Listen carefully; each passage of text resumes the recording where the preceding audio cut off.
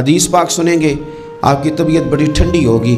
میرے نبی پاک صلی اللہ تعالیٰ علیہ وسلم ارشاد فرماتے ہیں کہ جو بندہ سوال سے بچنا چاہے گا، ارادہ کرے گا اللہ میں نے کسی سے نہیں مانگنا، فرمایا جو سوال سے بچنا چاہے گا رب اسے سوال سے بچا لے گا، اور جو لوگوں سے بے نیاز ہونا چاہے گا کہے گا یا اللہ مجھے دنیا داروں کا محتاج نہ بناؤ، اپنی بارگاہ سے عطا فرما۔ جو لوگوں سے بے نیاز ہونا چاہے گا اللہ لوگوں سے بے نیاز کر دے گا، اور فرمایا جو صبر کا ارادہ کرے گا اللہ اسے صبر کی توفیق بھی عطا فرما دے گا۔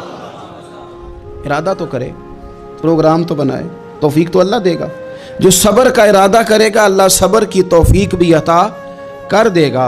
اور حضور صلی اللہ تعالیٰ علیہ وسلم فرمانے لگے یاد رکھو کسی بندے کو جو بہترین تحفہ دیا گیا ہے نا، اگر کسی کو کوئی بہترین عطیہ ملا ہے تو پھر اللہ تعالیٰ نے اسے صبر عطا فرمایا ہے۔